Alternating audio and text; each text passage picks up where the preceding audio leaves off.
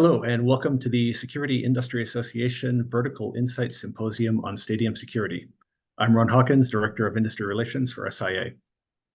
The Security Industry Association is the leading trade association for physical security technology businesses. We have more than 1,500 corporate members, including manufacturers, integrators, service providers, and others. We provide a variety of government relations, learning and development, technical standards, networking, and other resources and services to our members, all of which can be found on our website at securityindustry.org. And we are the premier sponsor of ISC West and ISC East. Games, concerts, and other events regularly pack tens of thousands of people into stadiums and arenas, requiring security practitioners to both vet and protect a population equivalent to a small city, and to do it all in an unobtrusive manner. This Vertical Insight Symposium will examine the safety and security challenges that must be addressed by stadiums, as well as the technology solutions and best practices that can be leveraged to protect attendees. It's sure to be an informative and fast-moving 2 hours, so remember that if you miss anything, we'll have a recording posted on the SIA website. Also, please remember during the event that we welcome your questions, so if you have anything that you would like to ask or any comments that you would like to offer, please make sure to use the Q&A icon on your screen. I do want to make sure to thank our sponsor, Ameristar. We greatly appreciate their support of this event and other SIA activities and events. Check them out at ameristarperimeter.com. In addition, we are pleased to be able to present today's event in partnership with the Innovation Institute for Fan Experience. The founder, Dr. Lou Marciani, is a longtime friend of SIA, and we invite you to learn more about the group at iifx.org. Leading things off today, we are excited to have John Klein, Vice President of Stadium Operations with the Baltimore Ravens. John is in his 26th season with the team, having spent his entire career at the Camden Yards Sports Complex. Following the 9/11 terrorist attacks, John managed security implementation at M&T Bank Stadium, the home of the Ravens. Working with local, state, and federal partners, he implemented and has continuously updated security policies, procedures, and technologies. John was an integral part of M&T Bank Stadium in 2013, becoming the first stadium in the United States to be LEED certified. His efforts were also reflected in the stadium receiving Department of Homeland Security Safety Act designation in 2020 and being awarded the NCS4 Facility of Merit Award in 2022. John, welcome, and thank you for joining us. Great. Thank you, Ron. Appreciate it, everybody, for joining, and hopefully I can provide you some insight and information today that you maybe have not had before in your previous conferences and other meetings. So obviously, the Ravens are the primary tenant at M&T Bank Stadium. The Ravens moved to Baltimore from Cleveland in '96, so it's hard to believe it's the 29th season of the Ravens as a football team. M&T Bank Stadium opened in 1998, so it's our 27th season beginning here now. The state owns the facility, so the Maryland Stadium Authority owns and operates the venue. They have operational control for non-Ravens games and events. We assume operational control for our games and other events that primarily are on the field, such as soccer matches, concerts, college football, etc. And then our every 7 years we get Army Navy as well when Philly doesn't snag it from us. Again, Ron mentioned we're a LEED Gold existing building, so we were the first one in the NFL awarded the existing building Gold certification. Lincoln Financial Field was a very close second, and we're in an arms race with them to try and get platinum existing building status through LEED here with all of the recyclable and secondary energy sources, solar, wind, etc. So lots of work goes into that on the building side. But focusing more on security, obviously, 9/11 changed everything in our world and our lives forever. The NFL obviously knew that we had to start doing things at facilities that had this many people and hosted this many spectators. And it all started with the simple pat downs, which was a little bit strenuous and worrisome or tiresome on our staff to try and do those for an hour and a half and screen 70,000 guests through roughly 100 lines at that time. We only tore tickets. We just checked a bag maybe at that time. There wasn't any kind of physical screening of patrons. And then it evolved into hand wanding, which was still very, very taxing and hard on staff and guests. And then it evolved into now what we have, magnetometers at all of the entry gates throughout the facility, as well as some X-ray machines for bags if for areas where they are permitted. Clear bags are only permitted for guests at the gate entries to increase screening time and throughput. And now we've obviously moved into the age of the super high throughput with the Evolve and Che open gates that many stadiums are using. We're doing a major renovation here. This is year 2 of 3. Last year was phase 1, 2, and 3 are still being worked upon, but we'll eventually be moving to one of those 2 platforms as well to increase our throughput and reduce our exterior soft targets at the gates. Obviously, as things evolved across the landscape of security in the globe, we adapted to those, with obviously the NFL Security Office being the forefront of that. We had vehicle-borne attacks in overseas that we started to set up mitigation techniques here in the States with vehicle barriers or hardened barriers. All stadiums in the NFL are required to have a 100-foot hardened perimeter around the facility. Anything that goes inside of those 100-foot circumference must be either screened with an IED dog or some sort of mechanism to ensure there's no explosive devices in vehicles or on persons, etc. The other game changer, if you will, was the elevated shooting that happened in various parts of the country. Vegas was obviously the most notable and unfortunately the highest loss of life. So we have camera positions that branch out around our stadium with the elevated buildings and structures to make sure that nothing is there in pregame, during game, and postgame. There's also elevated roadways here that we monitor with our local, state, and police forces that make sure any vehicle that stops is quickly addressed and moving so that no one would exit that vehicle and try to cause any harm or damage to our guests or structure. DHS obviously has Safety Act. There's three layers of that. There's DTE, which is development, testing, and evaluation. And then there's designation, and then there's certification, which is the highest level. We are a designated building in the middle. Obviously, the NFL best practices for security is a certified technology with DHS. We have to adhere to all those best practices for us to be in compliance with not only our NFL game day, but also our DHS game day practices, which is audited continuously throughout the season, either by the Ravens, by the league, or by our lead security partner, Safe Management. They are also designated and have to do their own auditing. So we have 3 different layers of auditing coming at us throughout the season, which helps us stay on our toes and keeps our staff in line, knowing that there's one coming every game. There's no time to rest. There's no time to take a break. It could be any day, any time, from any direction. So definitely is a good thing to have people diligent and aware that they could be being tested at any time. The other large project that we did last season, leading into the 23 season, excuse me, was our security command center. We had a antiquated room, if you will, that needed to be upgraded.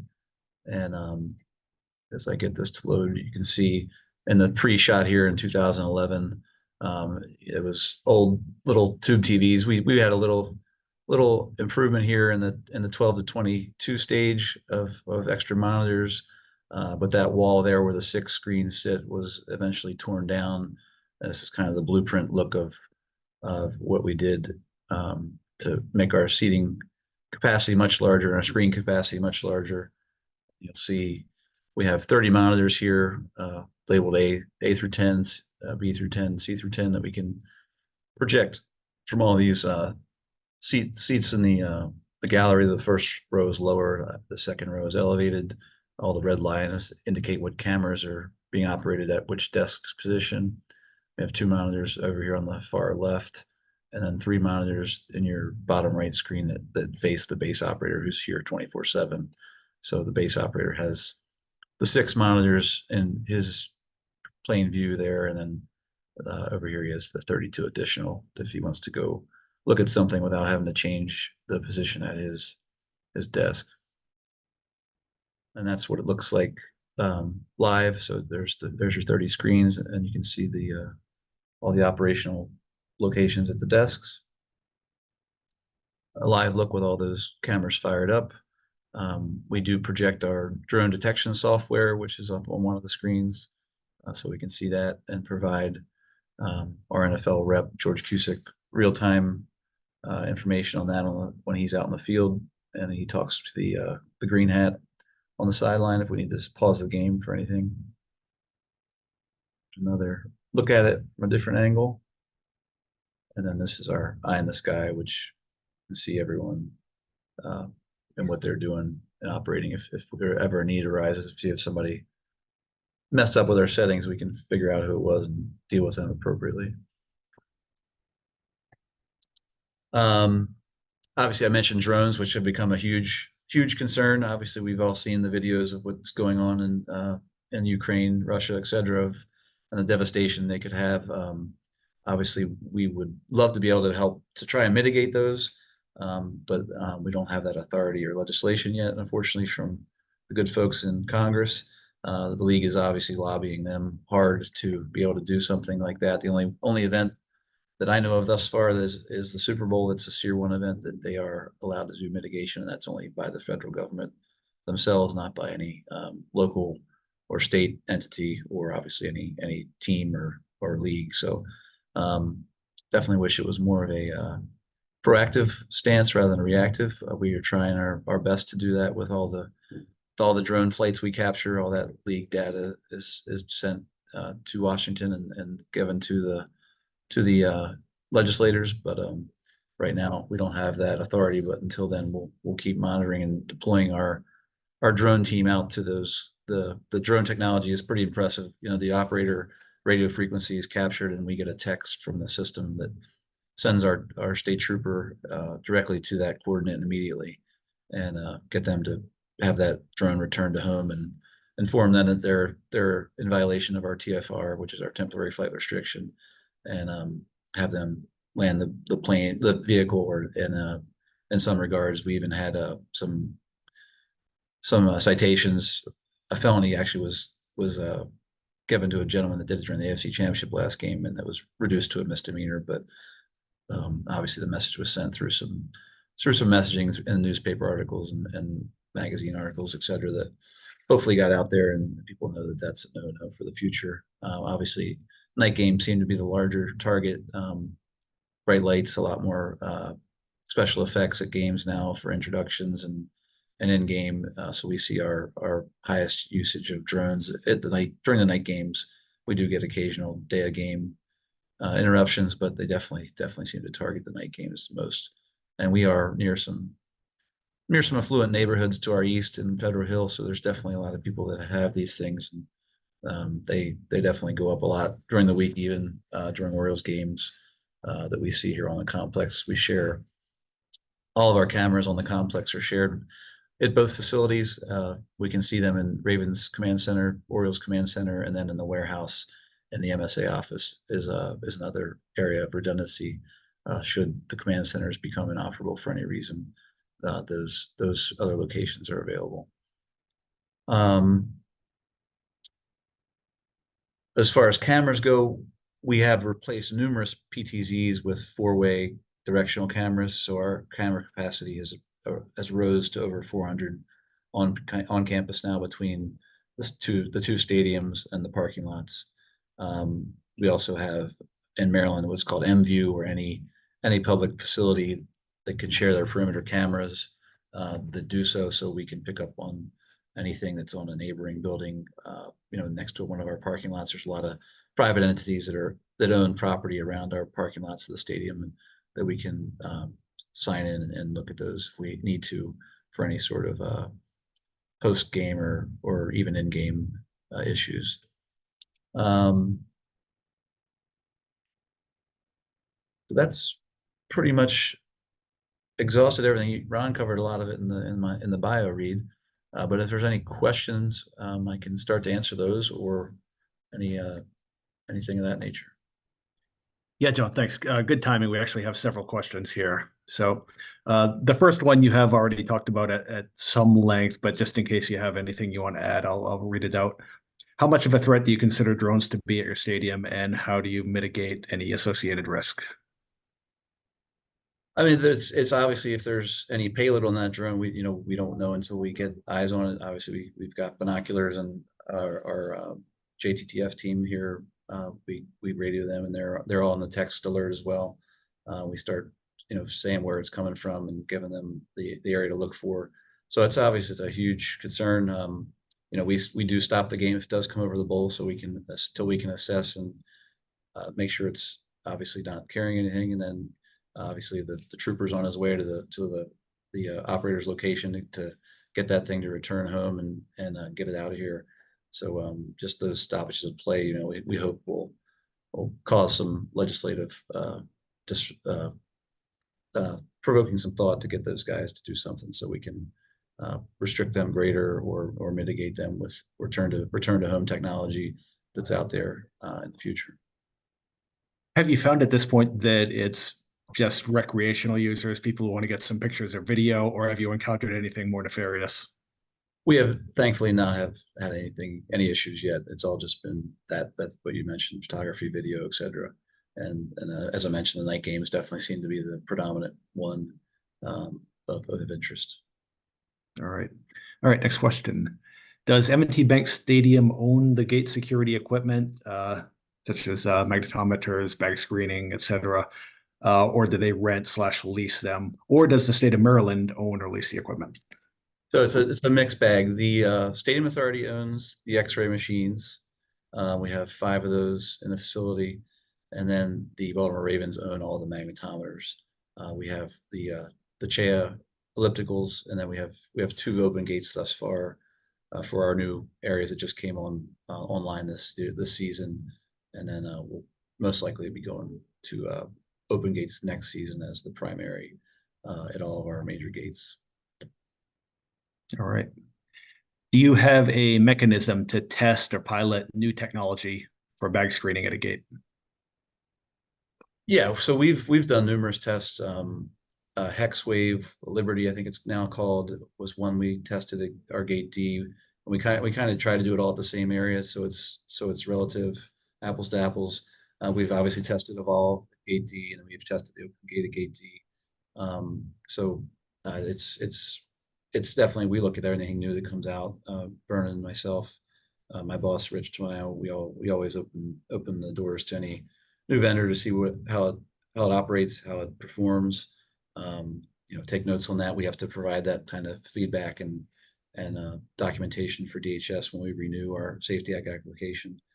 So it's always a process of continually evolving and getting better and using what's out there for our security purposes to be the best we possibly can be.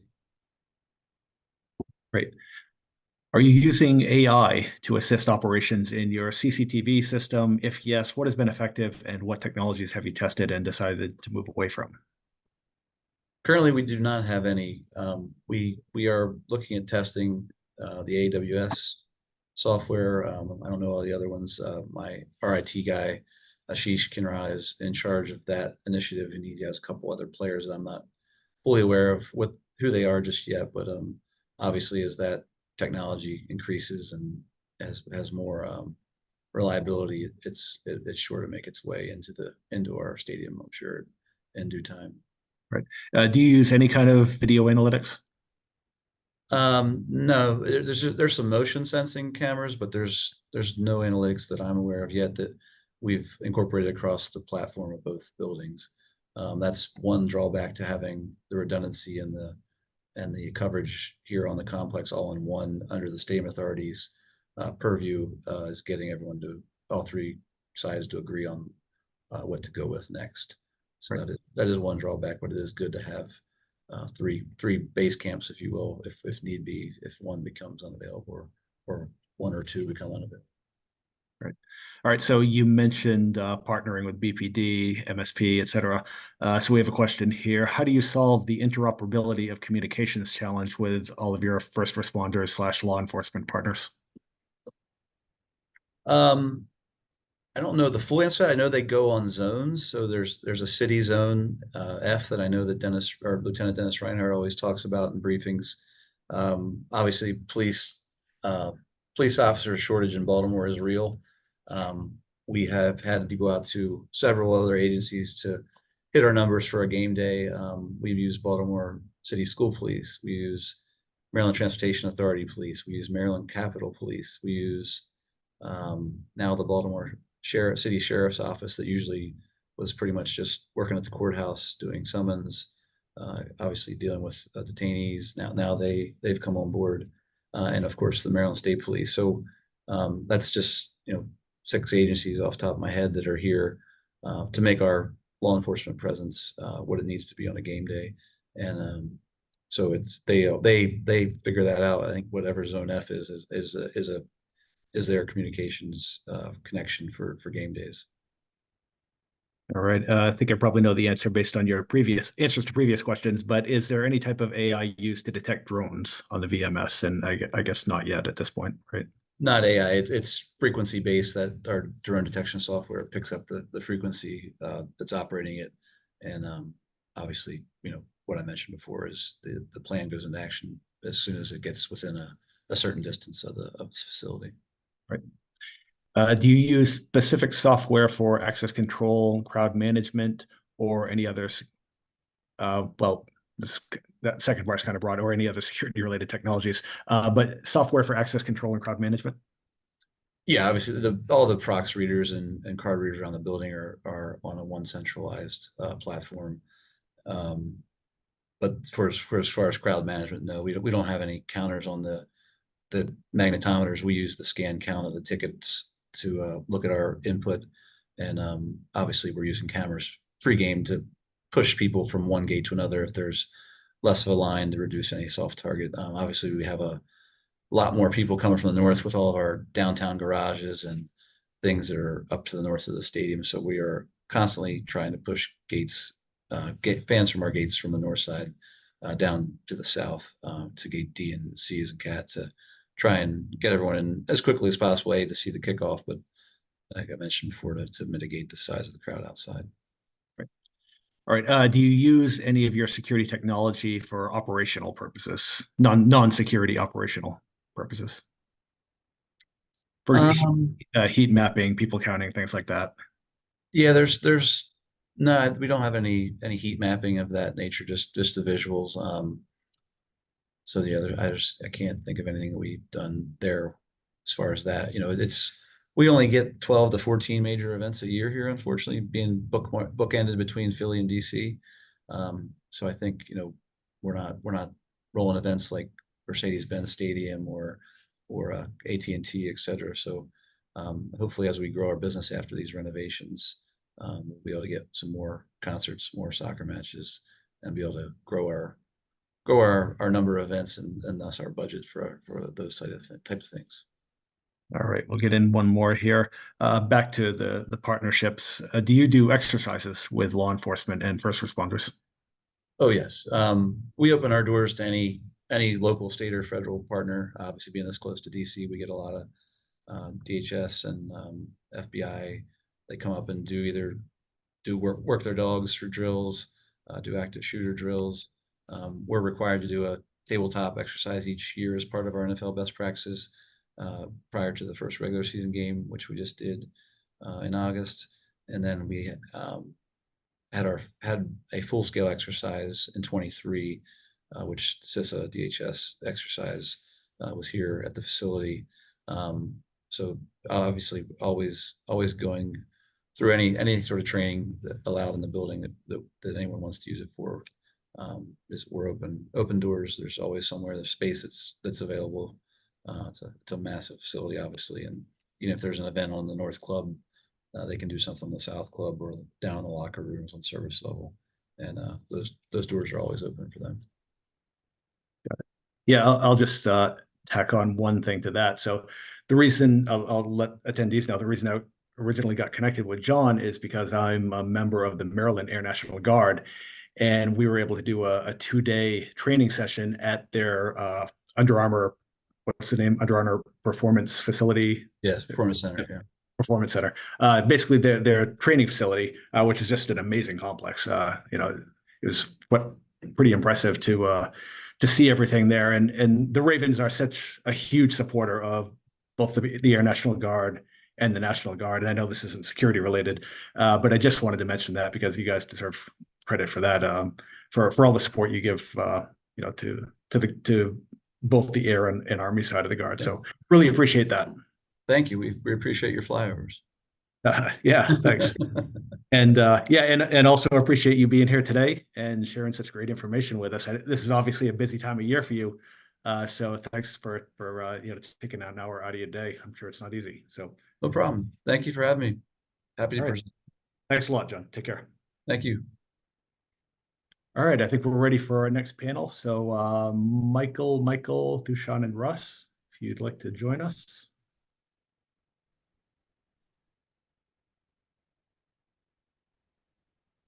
All right, so up next, we have a panel discussion on several key topics in stadium security. And we want to thank IIFX for putting together this outstanding group.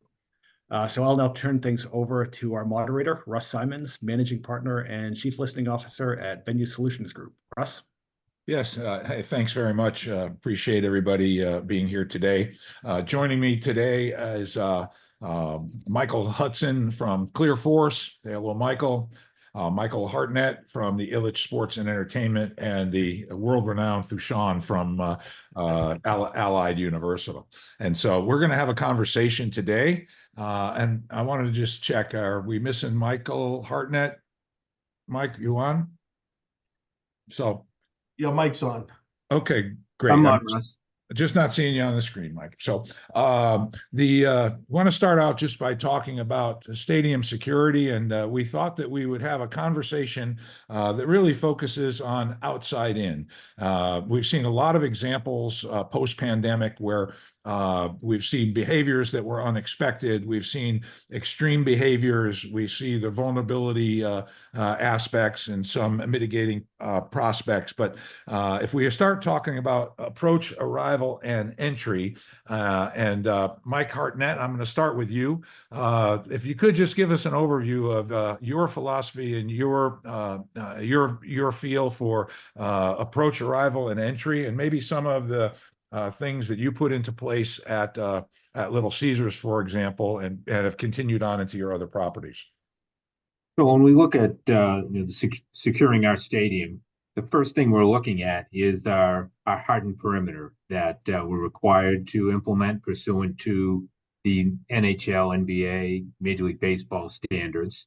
We have an arena that hosts the Detroit Red Wings and the Detroit Pistons, so we adhere to NHL and NBA guidelines. And then we have Comerica Park where the Tigers play, where we adhere to Major League Baseball guidelines. And then we're also Safety Act certified, so we adhere to Safety Act protocols as well. So we, focus on ensuring that the 100-foot hardened perimeter around our venues is secure by using a combination of bollards, using a combination of barricades to ensure that's protected from those vehicles. So we do vector analysis on those streets to determine what the proper crash test ratings we need for our bollards, and then implement our barricade and bollard system to protect those areas. And then as part of that, we have areas that vehicles are allowed to enter the perimeter before certain times for deliveries and that type of thing.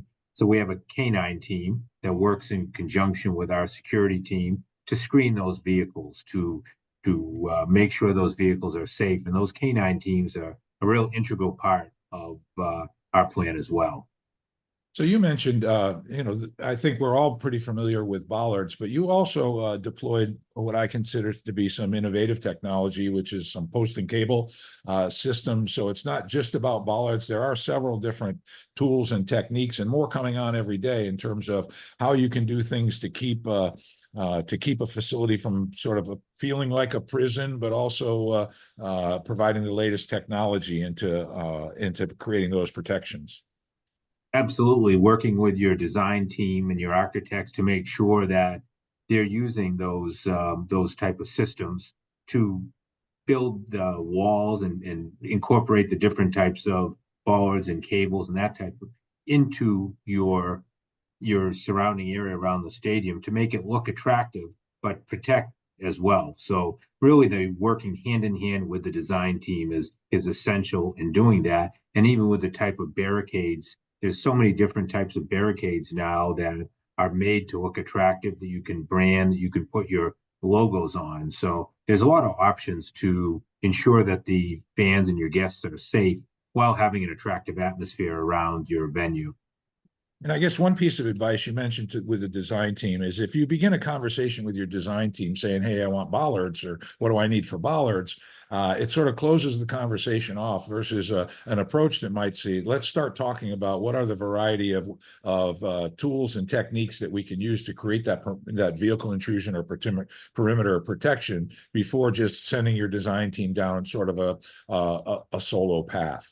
So Hudson, how do you feel about, we have people gathering outside of these buildings before they go through our security and our ticket taking processes. How about some insight in terms of that as a vulnerability or your view overall? Yeah, no, first off, I really appreciate to be here. And maybe just quickly to help frame where I'm coming from, my background is law enforcement and then 30 years in the military. Spent a lot of time working counterintelligence and counterterrorism. Today, as you said, I'm the vice president for insider risk at ClearForce, and I focus a lot on people, and we do a lot of work around critical infrastructure. I think what you're describing is this layered defense, and I think as Michael talked about that idea of a defense in depth, if you will, this building in space. So I think when you start thinking about the people, we do a lot with really good technologies, like what we can do with drones, the ability to use LiDAR, MMNW, to start screening that person using technology before they even get in closer to the perimeter, I think is something I would absolutely encourage. And then the other thing I think that's also important in this conversation, we talk about it, is the idea of our own workforce. Yeah, I know Raj will be able to talk a lot about that. He's an expert in security and the stuff they do at Allied. But that who is actually on your team and are they ready to go on game day? I think that's another important part to think about as you build out this security and you start thinking through the idea of a defense in depth. Have some ability to assess the population, channel or move the population where you want them to be, and then you continue that security and security assessment all the way through into the venue. And then out. I think John, who was on just ahead of us, did a really good job talking about how he thinks about security actually during the event too. So that's where I would go, Russ. Yeah, Sean, we've talked about the hard bollards and all of that, and Michael talked about sort of the people, and I'm going to come back to you again on insider threat, but not really asking about any specific clients' policies or procedures, but what are the challenges and what are your solutions in terms of how to manage those crowds outside of the building before they actually go through our formal processes?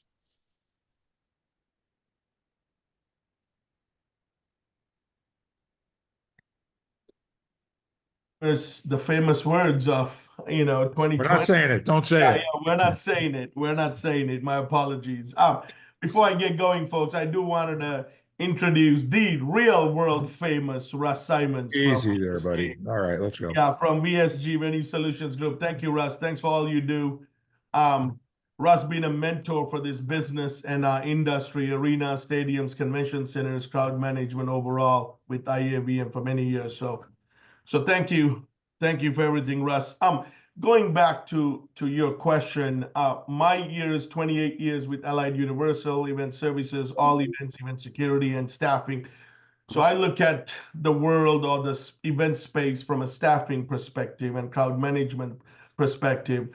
Going back to the stadium entrances, earlier we were chatting about technologies, but one thing that I'm seeing now is it's the throughput, right? Part of our job in the pre-planning process is to look at the overall throughput, not only the guest. I think we do a great job of the throughput of the guest, but sometimes we're off on our throughput between the scanning and the checkpoint, right? The mags or the touchless screens coming in. Either we have too many checkpoints or too little ticket scanners, or vice versa. There are choke points. So I think that's something where we have to look at overall entrances with throughput and make sure we move the crowds around within that space. So you raise an interesting point, because the best practice, certainly prior to the pandemic, was certainly security screening first, followed by ticket scanning. And the science behind that is that we didn't want anybody deeper in their building than we needed to before we could verify the fact that they didn't have any contraband or any weapons or any things that we didn't really want within that. But the situation you just described is, I would say, about 50% of the people I work with right now, because of the higher throughput from an open gate or an Evolve or any of the technologies, has really created a situation. Whereas if you don't think about an alternative, you end up piling people up in another area, and none of that really makes sense in the fact that approach, arrival, and entry are supposed to be, you'd want them to be frictionless. You'd want to actually set the expectations for a person's experience while they're in your care, and not start off with a problem. In the same way as traffic causes a problem, parking causes a problem, and those kinds of things. So about half the people I work with these days are actually doing ticket scanning first, and then moving to the throughput from the AI-based or the more frictionless types of equipment. Hartnett, how do you guys do it right now? Are you still the traditional way, or have you inverted? We still use the traditional method of screening first and then taking tickets afterwards. We've experimented a few times doing it the opposite. Some of the limiting factors for us are the strength of the Wi-Fi service further out from the venue, so that ensuring that the ticket scanners have enough bandwidth to be able to scan. And then in some of our instances, as you get the metal detectors closer to the stadium entrances, there's more metal there, so you have more interference. So that's also a limiting factor.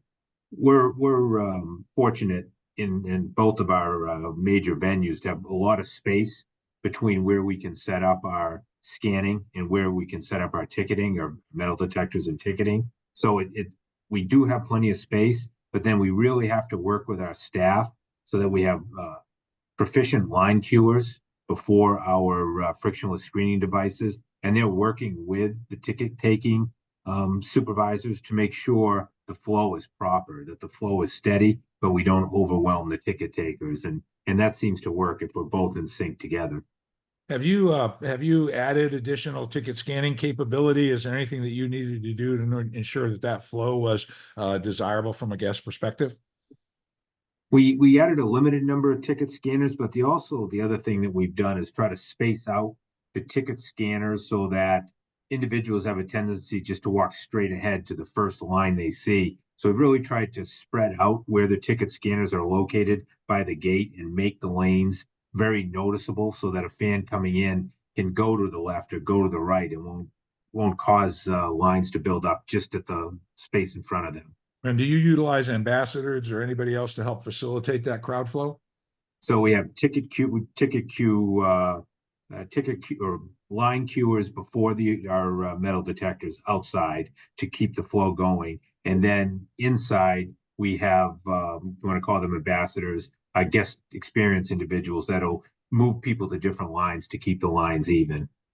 Yeah. So, the bottom line in all of this, Mike mentioned that he has sufficient space outside to be able to manage those crowds. And so each individual circumstance is really going to dictate what you can do. I guess our message to the audience is that I don't think you're locked in anymore about having one before the other. You have to really look at your operating situation, the circumstances you're in, your people and their experience. And as long as you're actually abiding by the best practices in each of these individual processes, you can be okay with that as it goes forward.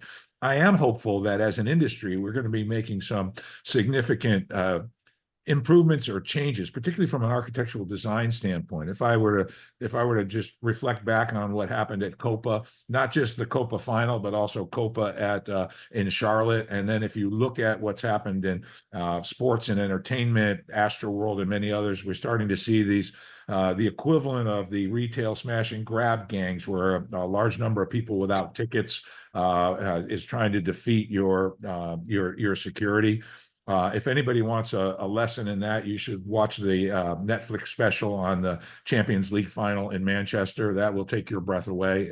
If you're in the security business today, I believe you should watch that to understand sort of some of the motivation, which isn't all nefarious, but it is mostly fueled by alcohol and other substances to see what they faced in that experience.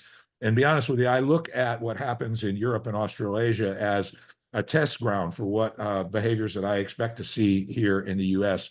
And we have seen those advance.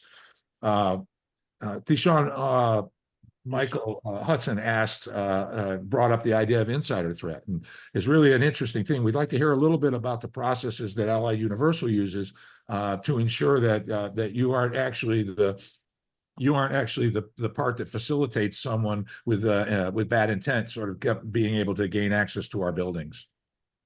Yeah, and I think, we call it a FOD, Field Operations Directive. Going back, it's an algorithm, right? It's not just hiring. It's not just a background check, drug test, not just one entrance. It's all of the above. It's A through Z. It's not just, one ingredient. You need all of the above to make that recipe. So in our policy here, and I think in crowd management, we need to adopt this. Everyone has to have a background check and a drug test. That's to begin with. In most of our cases, I believe in our industry, we all require a background check and then we walk away from it, So you got to be a background check, drug test, continuous, process of that. And then we look at each venue, how are they scheduled? Are they just showing up to the venue? No, you got to have a scheduling process. They got to be in our system. You can't just show up, and then going through that check process. Then once you check in, right? We've all been at stadiums where there's 1,000 people checking in, and you can't just go up to the table and say, I'm checking in, I'm so-and-so. They got to have the check credentials. They got to have the badges. They got to be on our crew sheets. They got to be on, we use ABI, but some sort of a technology process, all of that has to match back to the deployment sheets, to the manager deployment, sub deployment, et cetera, et cetera. And going through those checkpoints, we cannot, and I've seen this and not seen it, and I think everybody's inconsistent when we deal with the 1,000-person check-ins.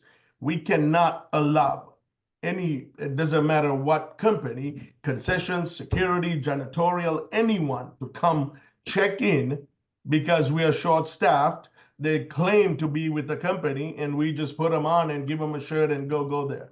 That's a big no-no. So all of these checkpoints has to be there. And it cannot be just on a cruise sheet. It's all of the above. It's an algorithm that makes it perfect. So you raise a few interesting points in there, and I will tell you, in my travels, I find that in many cases, the owners or the operator managers of the facilities, they can tend to put a higher standard on you as a subcontractor than they actually put on themselves or even some of their favored partners. And I think your point here is that in order for us to be safe, we need to be consistent in these processes, and they need to apply to everybody. So Hudson, I think you would agree that the chain is only as strong as its weakest link. And so from an insider threat standpoint, anything to add to Tishon? Yeah, I think that you hit on a couple of key points. And the challenge really becomes for venues. If you think about the core employees that they have, that's really a small number. I mean, you think of the third-party vendors, whether it's concessions, security, maintenance, you have a significant number of people, and you have to expand the conversation beyond just game day. Because if you start to take a look at most recently the Whitney, was it the Taylor Swift? Here you had a bad actor that was radicalized recruiting an employee on the inside. That wasn't in a game day event. The idea of the insider, and I agree, a background check, that's table stakes. But if you're not doing some form of continuous evaluation and setting a requirement, because people toss around background check, if I said, Russ, you drive a car, There's probably several levels below we'd like to get to type model series of that. You have to think through what background check. There's so many different levels of that. And I know Mike is time in the FBI. I mean, they do background checks. We support that in the government space and commercial. So I think if you're evolving in this conversation today with everyone that's out there, you're evolving your technologies and your processes. You cannot have a static human risk model. A background check is not it. It's got to be a go forward continuous evaluation. And you got to prioritize that across access. It's not a one size fits all. Who has access? The VIP area potentially different than someone else. And I think that background check is not only the security, but it goes back to where we started this conversation. The people that come to work just checking venues. Are they having a good day? Have they had a bad month or two and they're short fused and you put them on the front end? Are they going to professionally represent your venue? So I think it's a risk issue why you want to be able to do continuous monitoring or vetting within your workforce. It's a safety issue, support your OSHA requirements, making sure they're totally switched on. And then I think it's just a professional representation of the venue itself. Hey, our varsity athletes, whether they are core to us or we bring them in from a third-party vendor, we know that they're good today just the same day we did their background check. I think that's the attitude I would take on a go forward.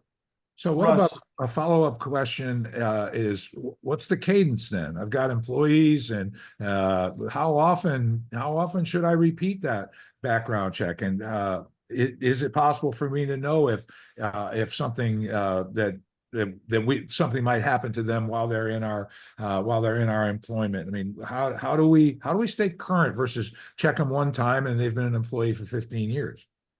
Yeah, I'll take a first bite at that, then I'll let Russ jump on that. The idea of like continuous vetting is think about like your car. You turn it on, you start it up, right? You assume everything's all good because you just got it out of maintenance. But the minute that light comes on, you're concerned. Ideally, you're doing preventive maintenance. In the human capital space, that means you're doing continuous monitoring. You do that today for anybody that's in the cleared industry. People that carry weapons, I'm sure Allied Universal for their armed guards have a higher level of understanding of risk than they would for potentially their guards that don't have access to weapons, or that are doing something else. So you have to tier that. But there's a lot of opportunity out there to do continuous vetting. And I really think the last piece of that, more than security, think about the leadership opportunity within the workforce. So your managers who have this diverse population, this is a way for them to bubble up. Hey, this guy's struggling. Why don't I have a conversation with them? Again, the idea of continuous vetting, what you could do today, is basically a recurring background check in real time.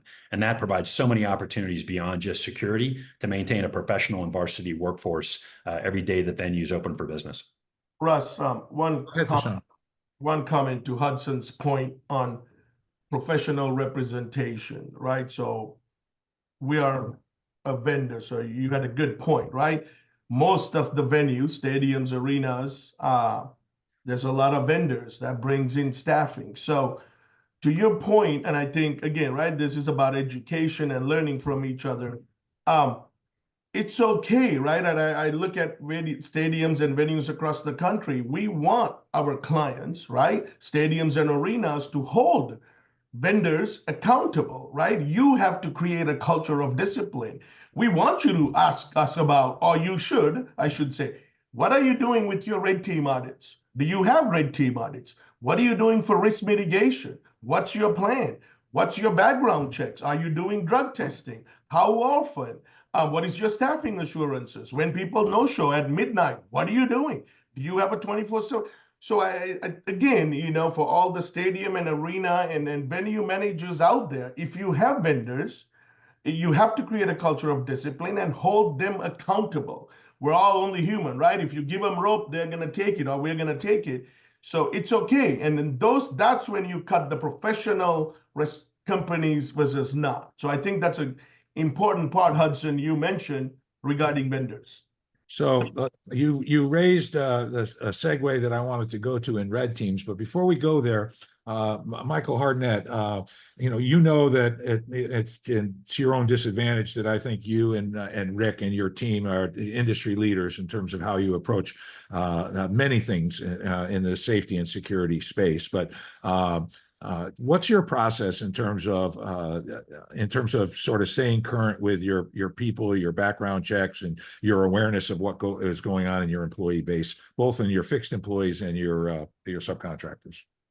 So we do, as Michael pointed out, we do initial background check, and then continuous monitoring through a service for our employees to try to get that real-time notification if someone does commit a criminal act, but that's such a small element of what could go wrong, and it's just a snapshot in time. So, we're really trying to focus on colleague engagement, that our supervisors, our managers are talking with our staff, are talking with our colleagues, trying to make sure they're engaged, feel the pulse of the colleagues, are there issues, and then really try to spot a colleague that has some type of issues before it, percolates up and becomes a major problem. So it's having that engagement, knowing your staff and interacting with your staff at all levels, the person working the door as well as someone higher up, so that you can kind of, start to get the warning signs and try to steer people to help with our employee assistance program if that's needed. I mean, that's a central element. So you've raised an excellent point here. I know that in my days as a day-to-day facility manager, there wasn't a situation that ever occurred that somebody lower down on the food chain didn't have insight into, that there wasn't warning signs, that there wasn't actions, activities, or attitudes that actually were identifiable precursors. And I hope we're moving away from, back then it was like, don't see anything, don't say anything, it's not my problem, I don't want to cause problems. And I hope we're moving away as an industry to say, hey, the concept of colleague engagement at all levels, and the concept that responsible listening by leaders in these levels to make sure that that they understand that we want to hear what people have to say. And I preach this all the time. If you have an employee that comes to tell you something, and they're risking it to tell you whatever that is, and for whatever reason, because you're busy or because someone doesn't want to hear the problem. But if we disrespect that employee who's taken that risk to bring that information forward, they will never bring anything forward again. So we have to be very cautious and careful. And Deshaun mentioned culture. We have to make sure that culture isn't just words that we put on a mission statement, but culture is something that we live each and every day. And I would argue that culture that we're talking about right now is more important in the safety and security space than in any other aspect of what we do.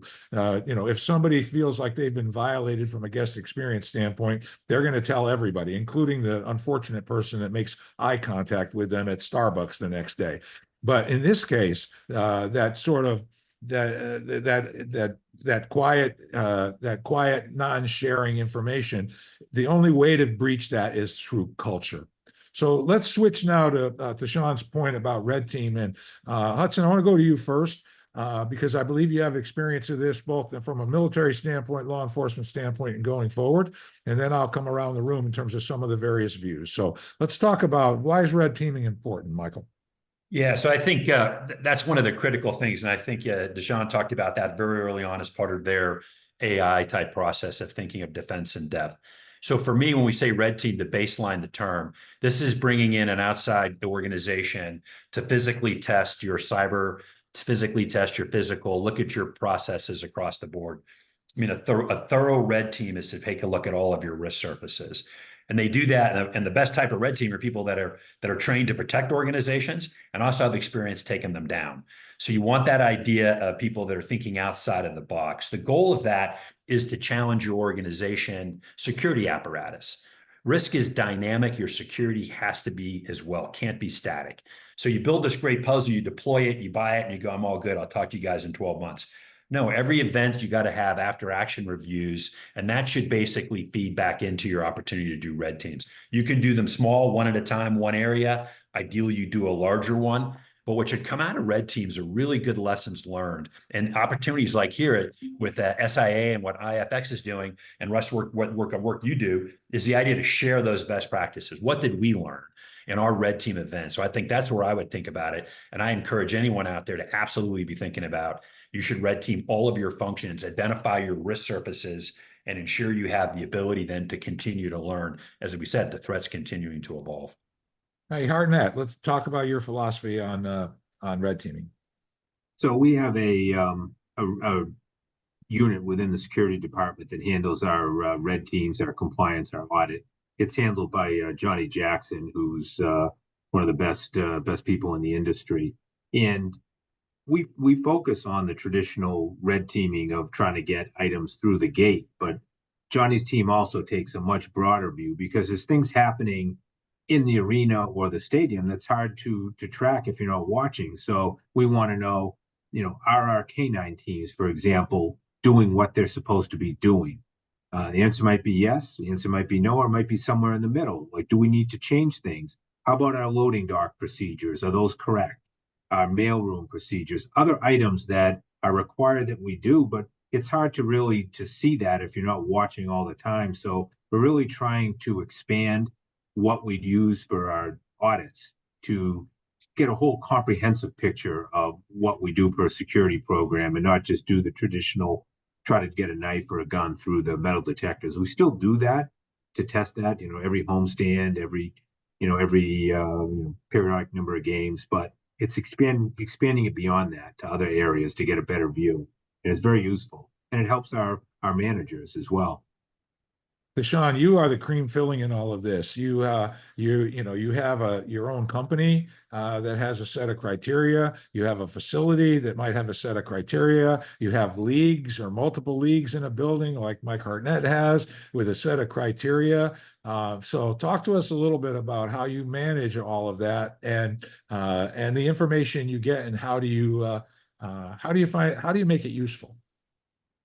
So I think earlier, I think Hudson nailed it. I think there's an evolution, Russ, in red team audits and that process, a culture evolution. The reason I say that is 20 years ago, 10 years ago, we just waited around, right? The NBA, MLB, NFL, a professional sports team organization to do a red team audit, and now we are reactive. Right now, we are trying to catch up.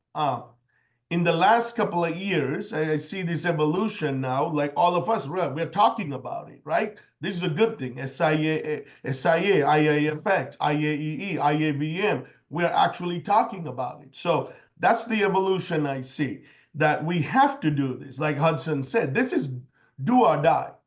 We're not going to evolve as an industry without red team audits. And this is part of that process I talked to you earlier about.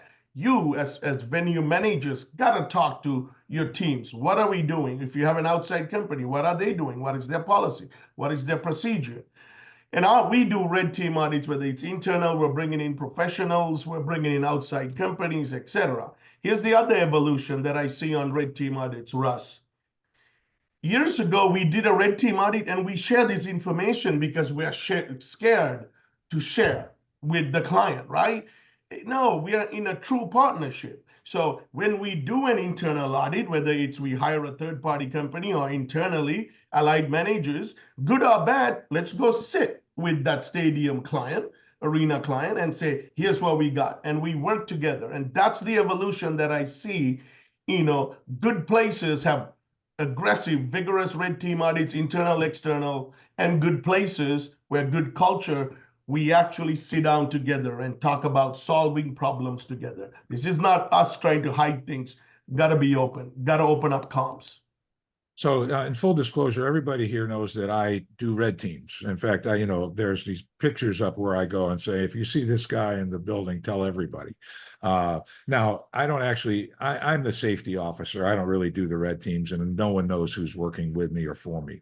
But I will tell you that this is not a process. There's two things I want to touch on. One is it's not a process that we can just throw together tomorrow and you're going to be fixed. I have a client that I've been working with for about 3 years now.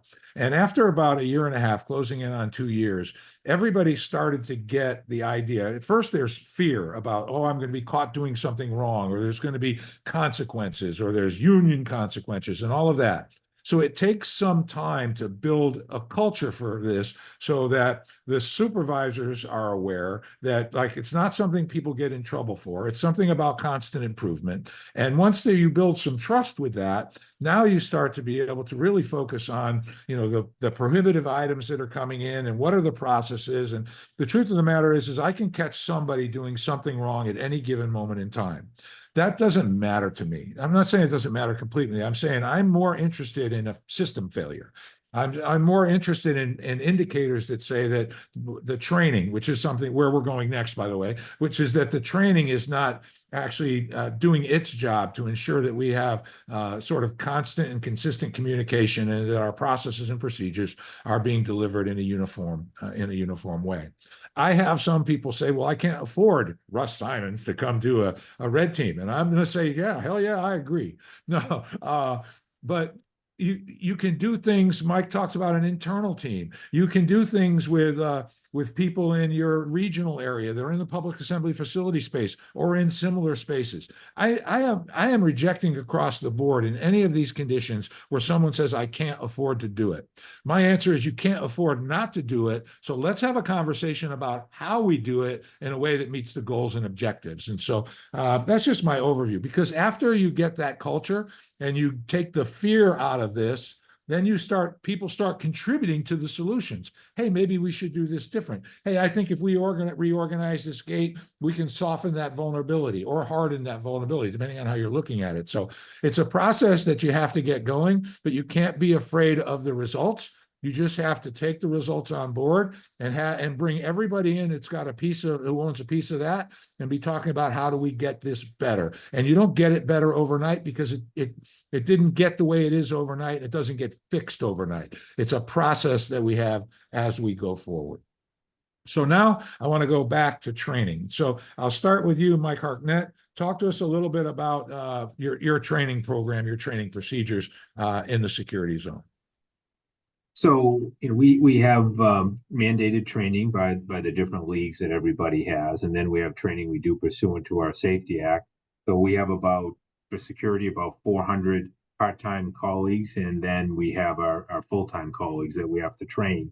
And then we do joint training with all the various event-based colleagues. So all the ushers, parking attendants, security, we do a 4-hour training session. So one thing we're realizing is, as our workforce skews a little bit younger and they're used to video games and screens, we have to adapt our training a little more. We can't just do death by PowerPoint. So we've worked in some training with incorporating scavenger hunts as part of our overall training, where we want them to know where different things are in the stadium. So we'll do a scavenger hunt.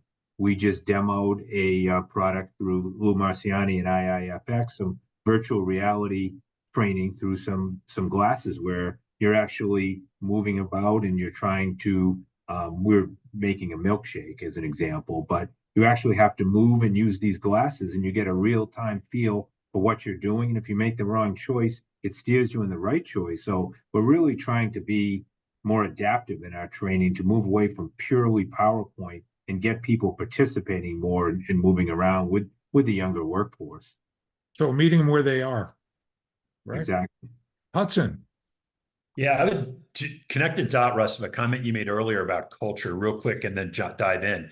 The idea you said back when we were looking about people risk, that we don't want to make it, hey, you fear for that, right? It's, hey, you're going to try to find the nail because your only tool is a hammer. And I think the same thing goes back, and we just talked about, if you make a mistake, the red teaming, right? There's a theme or this thread, and I think training can connect that dot. And it's the idea of a one team, one fight model. So what I think about training, you have the core training. I think Michael just articulated, these are required training evolutions. But then I think training becomes an opportunity for managers and leaders to get out in front. That's that small unit level leadership. This is where you keep forming the teams. And maybe that training is also tied to the event. So you start bringing in these people for this event. We're going to have that training, and they start to feel the reality of being on the team. I also think training connects right back into your red team. When you run that red team, Russ, you come up with these areas. I bet any one of those things that you found for improvement can absolutely be training opportunities. And then you bring those in. And then that reinforces the idea, hey, that this is a learning and evolving organization. And then Mike talked about the ability to bring in EAP when you have people who are struggling themselves. So I think training is an opportunity to share information, focus the team, restate the culture, reinforce what that means, and give individual leaders an opportunity to get in front of people. So as both Tashawn and Mike said, you can then start to see problems and address them at an early stage. What that is relationship building within the organization. And it really goes back to what I said earlier, this idea of one team, one fight. We're going to come together before the event, during the event, and post the event. So Sean, once again, you're the Oreo cookie here. You're the cream filling between everybody, and you've got folks. You've got your own internal. You've got building. You've got league. You've got all of this. How do you manage all this, and how is it, in your professional opinion, how is it most effective? I think Hudson touched on it. It has to start with leadership culture, right? Again, I've been here 28 years, gone through a couple of acquisitions. I've seen where we drive it like this, with the culture behind it, or not. It's just an RFP that we're just saying that we're doing it, right? So to succeed, it has to come from the top. We have to believe in it. It got to come out of our pores and joins this energy that created this world. We got to be that passionate about it. It got to be part of our DNA culture. Then I think because everybody said the key things here, I'm going to twist it a little bit and say, yeah, all of the above what we talked about is important. The technology, the people, the training, the spending money, all of that. But the one key piece, especially, right, this symposium about stadiums, right? Mass, thousands of employees working. We have to focus on supervision and management. It's that mid layer, not the leadership in our office that making, salary managers. Not worried about that. It's that hourly part-time supervisor and manager that is managing 10 people, 20, 100, and some maybe an area manager, part-timer could be managing a couple of hundred people. That is the weakness that I see across our nation in most of our venues. What are we doing to give them the aptitude, the EQ and the IQ to supervisors, managers in the field so they can better train their frontline staff? And giving them the tools, the resources, the technology, the curriculum, the SOPs, the PNPs, that I think will change the industry real quick. So we are focusing on that because the managers and supervisors is who manages all our people. That's where all the gaps are. So Hudson brought up earlier that security is not static, and that means training's not static. And when I go back to an earlier point that you all made, is that an after action report. I have been frustrated in our industry for a long time because I feel like the people at the lowest level of the organization, and it doesn't matter if we're talking about security or housekeeping or merchandise, it doesn't matter where it is. I'm going to argue that they really know the most about what's actually happening on the shoe leather level overall, and that culturally, most organizations that I deal with are not designed to actually accept information post-event. I mean, I really want information from, let's say, the average supervisor is, in the industry, it's about 1 to 10. So that I don't want that supervisor going anywhere until they get information from those 10 positions that says, hey, what happened? What did we learn? What does your intuition, what does your experience tell you how we might do something different, react different, be aware different? Before that supervisor then with the collective supervisors comes back up, information goes to a manager, and somewhere in that process it goes to somebody up in an organization that says, hey, here's what went on last night, here's what we had the opportunity to learn from. So that creates that after action report. What did we learn? What can we do about it? How does that track with learnings from previous events or learnings from previous event types? And now how do we then, in an active and not static manner, how do we bring that back around so that we can be better tomorrow, even if it's a similar event tomorrow? And I think everybody here is aware of, the pre-shift briefings that supervisors go under, and that they do pre-shift briefings with their staff. And there is opportunity to communicate both in a written document in terms of, I think everybody uses something that says, hey, here's what's going on tonight's events. Here's what the special things are. Here's when all of this is going to happen. People want to know where to go, the who, what, when, where, and why.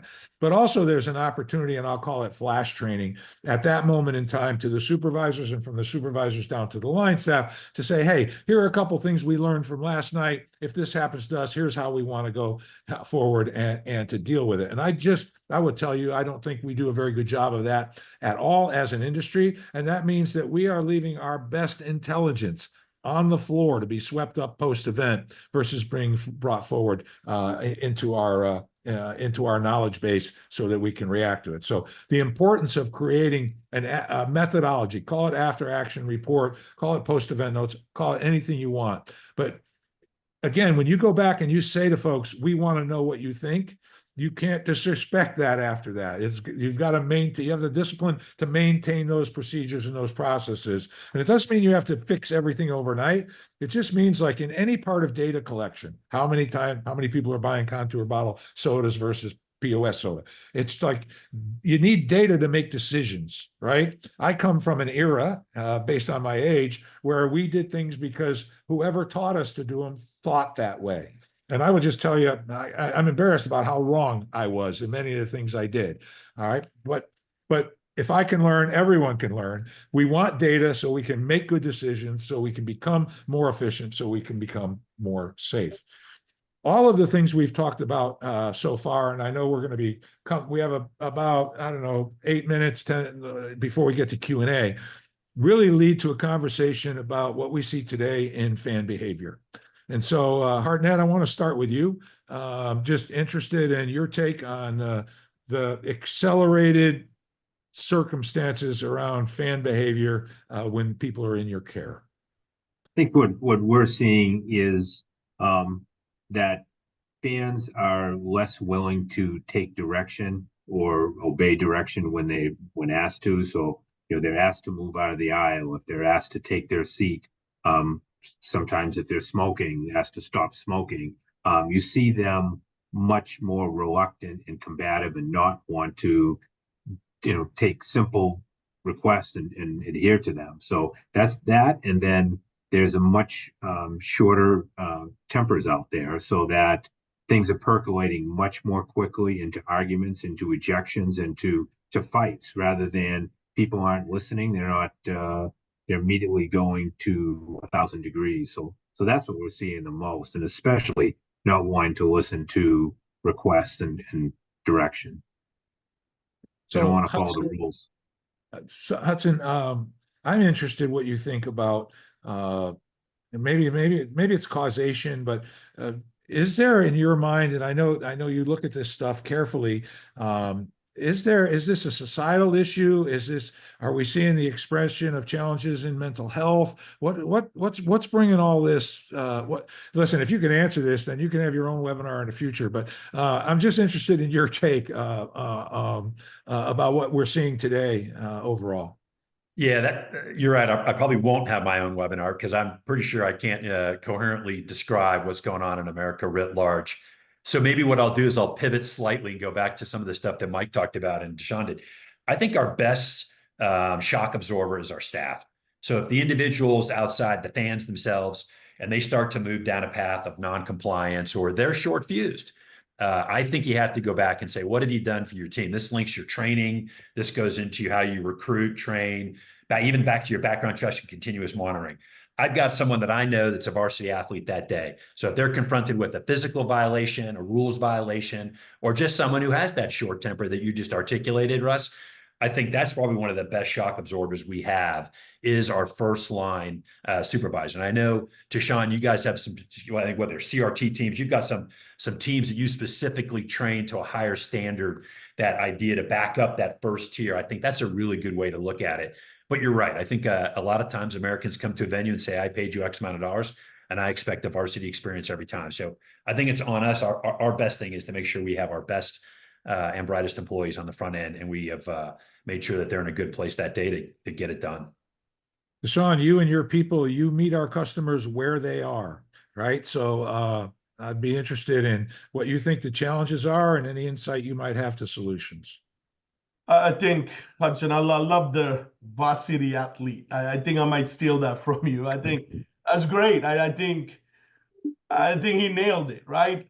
We're not, the world is changing, or the world has changed, right? I don't think that crowd behavior is more aggressive than it was when I joined this space in 1996, Russ. So I don't think we're going back. I have seen the evolution, right? It's just getting worse and worse. So let me take a different take to Hudson's point about varsity athlete.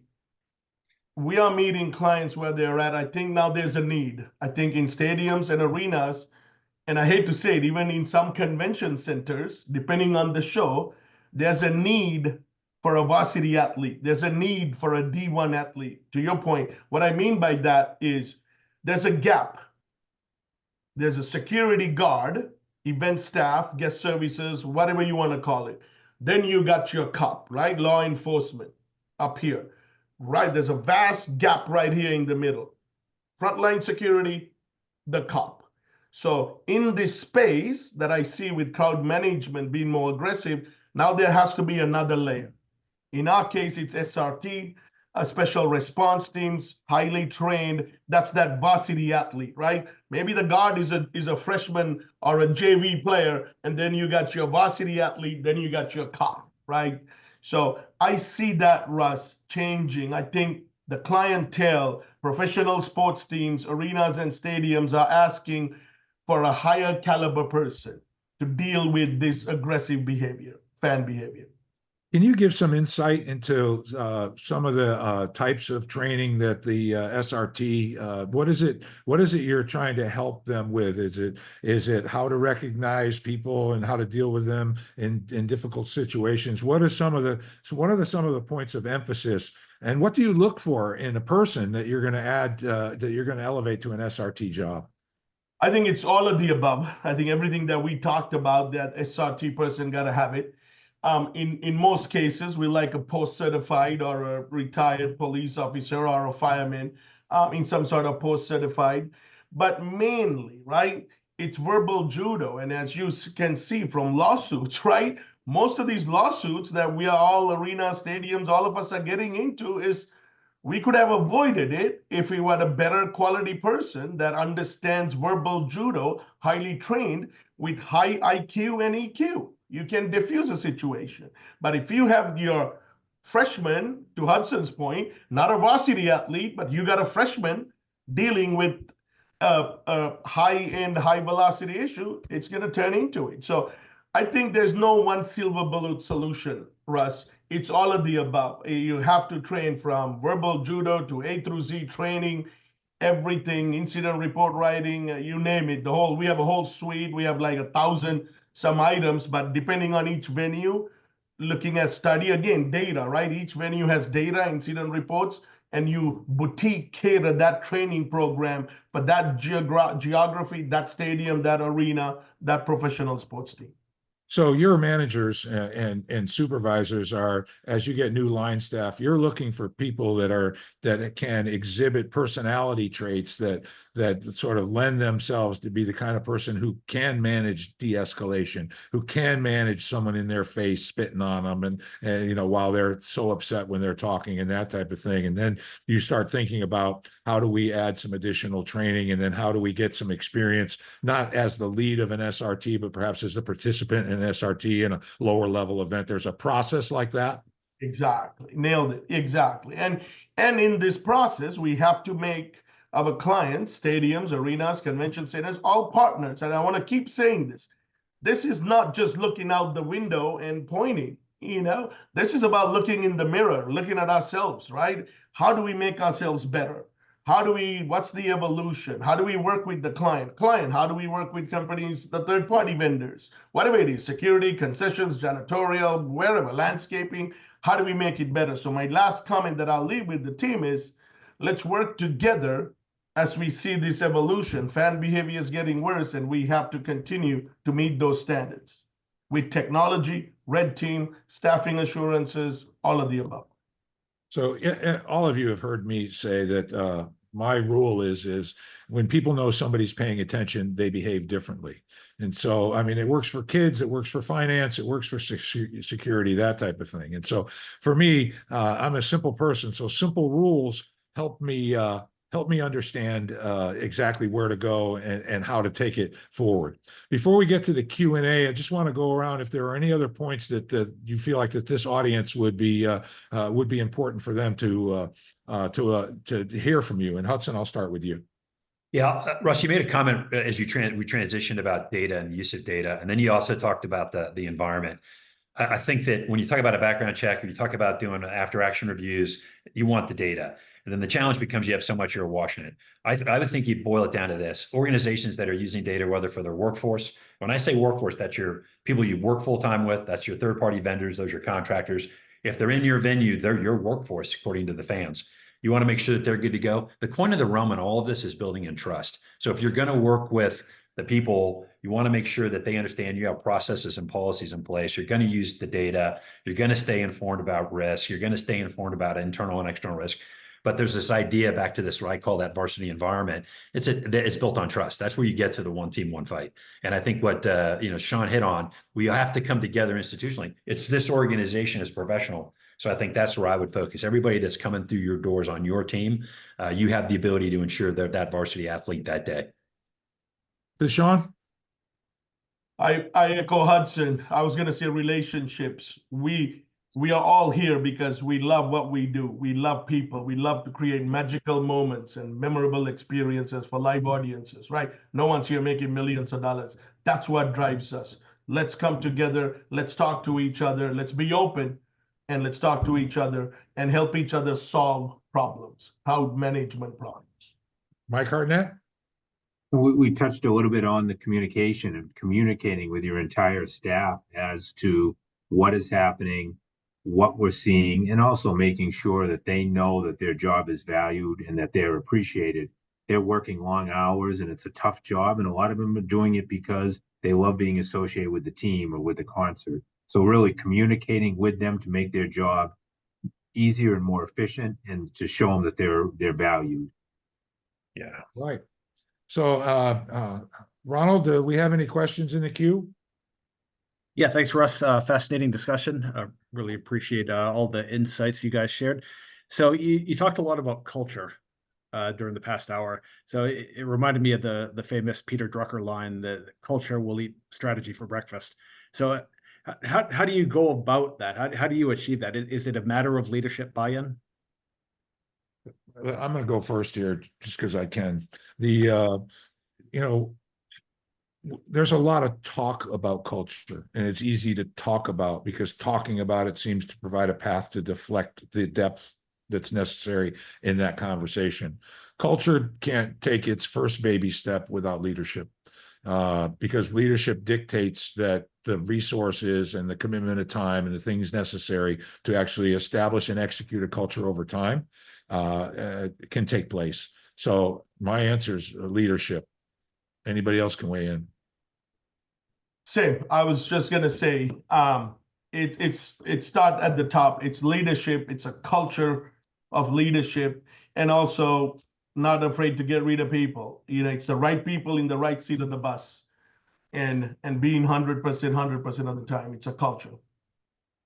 I think as part of the culture is every company has their core values and their culture and their mission, but a lot of times that is not expressed to the colleagues and explained to the colleagues as to why those ideals, those corporate ideals, are stressed, and getting their buy-in and getting their understanding of that. So if you're building a culture, starting with what does the company think its culture is, and let's make sure we're passing that down and everybody understands it and everybody's pulling on the same oar as we try to implement that.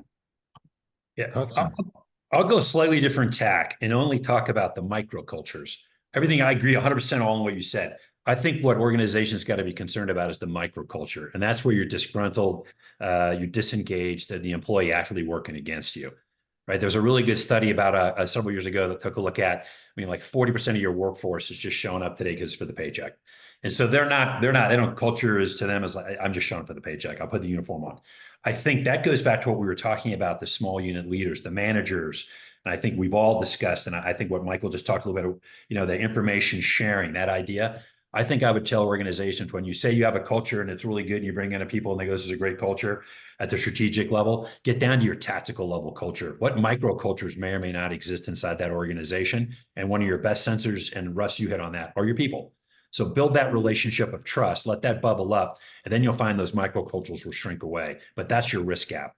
So I'm not sophisticated enough to actually use a term like microcultures, but in my experience that, you would hope that your core values, your mission, vision, values, that type of thing, they tend to be forward facing, but I find in most cases that there wasn't any work done to express it down to the actual individual departments, meaning, so I'm in maintenance. So what does that core value mean to me? Has anybody actually explained what that value means in terms of how you expect me to do my job, how you expect me to be aware of my surroundings, how do you expect me to actually interact with guests if I happen to be on the concourse going to solve a problem in a restroom or whatever that is. And I think we put a lot of effort into that forward facing. Hey, look at us. We've got a one-line mission statement, and like, fine, we've done what the we've done what all of the intellectuals suggest we have, but we haven't actually turned around and looked back on ourselves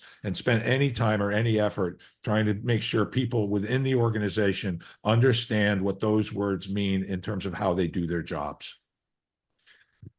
Ronald? All right, we'll get in one more question here. You have operational control at the stadium, but how do you manage risk that is outside the perimeter?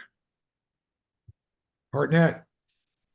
I think that comes through having a close and robust relation with your local partners, your state partners, and your federal partners, so that everybody is on the same page as to where the potential vulnerabilities are outside of the stadiums, and that we all agree upon the best method to mitigate those vulnerabilities. And we've got a great partnership in Detroit with the Detroit Police Department, the state police, the county, and the federal agencies, but everybody, being on the same page. These are where our issues could be, and this is what we need to do to mitigate them.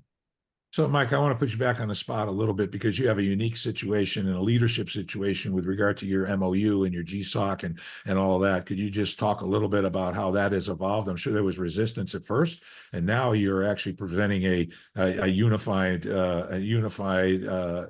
opportunity to everybody that's in your area.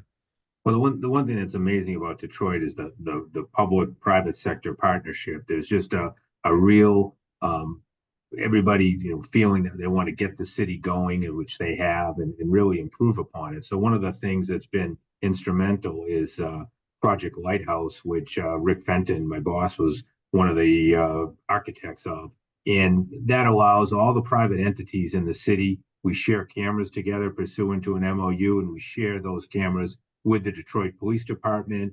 We have a common radio system that we can talk to each other on, and we share intelligence. So, that really allows us, if someone's having a problem down at one end of the city, they share that information, and we can track those people. We can share cameras. So that's been a huge help with everybody in the city. Okay. Ronald, I know we're a little bit over. Yeah, I'm afraid that's probably all we have time for. That hour went by way too quickly, but fascinating discussion. Really appreciate it, guys. Yeah, appreciate it. We appreciate everybody listening. Thank you. All right. Thank you, everyone. Take care. All right. Now for our final panel of the day, I could ask our panelists to join us.